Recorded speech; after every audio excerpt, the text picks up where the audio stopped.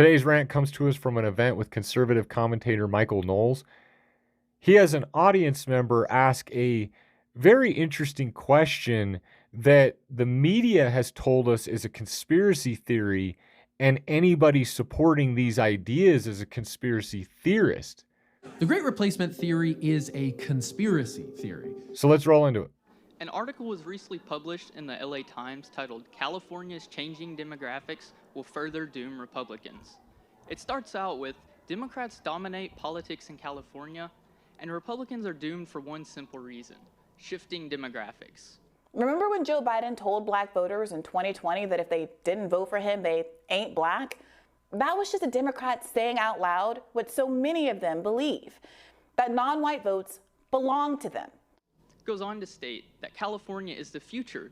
It tends to be more non-Caucasian than most states. But we're heading into that for the rest of the nation. And how are Republicans doing in California? They've got to figure out how to compete here, or it's the Ice Age. Just moved here from California because our state was being ruined. Anyway, we'd love for you to vote for this politician who's just like the politicians who run California. Well, bless your heart. So, my question is, will conservatives like yourself acknowledge what Democrats already know? That is, that demographics is destiny, or is that truth a little too uncomfortable for you? It is ridiculous to think that you can describe everything that is replacement theory and be smugly happy about it, while the mainstream media says that it's a conspiracy theory. So the fact that you're saying demographics is destiny tells you the Great Replacement theory is coming from the left. They don't think it's a theory, they think it's real. So is replacing Caucasian Americans actually happening, or is it a conspiracy theory that it's happening? In 2018, the New York Times published an editorial called "We Can Replace Them." Just in case subtlety is not your thing.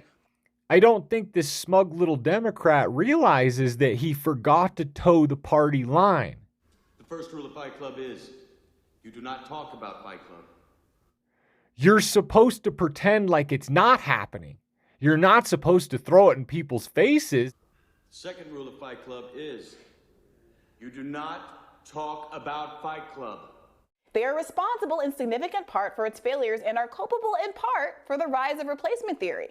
You're supposed to not talk about the conspiracy theories because only crazy people bring up what you just said. Let's say that again for emphasis, because it is the secret to the entire immigration debate.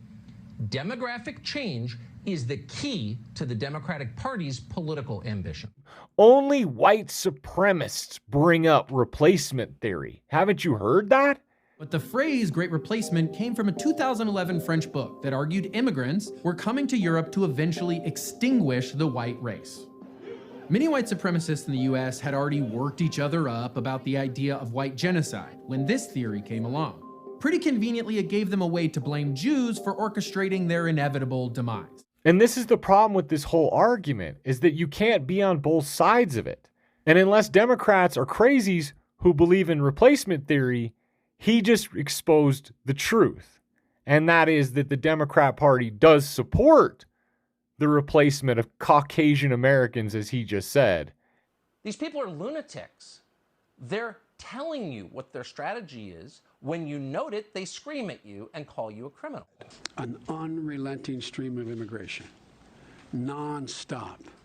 Non-stop. Folks like me who were Caucasian of European descent, for the first time in 2017, will be in an absolute minority in the United States of America.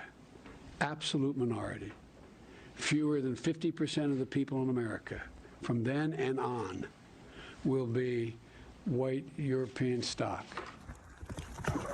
So let's see, if you don't want people to be paranoid and angry, maybe you don't write pieces like that and rub it right in their face and give them the finger day after day. Like, I don't know what piece of evidence you would need to see, like, oh, okay, maybe this is like a problem that we should start to worry about.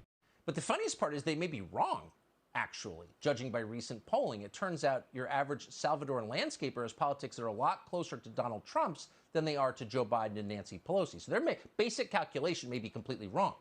So if you enjoyed this rant, check out one of these other 2 rants. Thank you to my subscribers. Thank you for watching. Check you later. Check you later.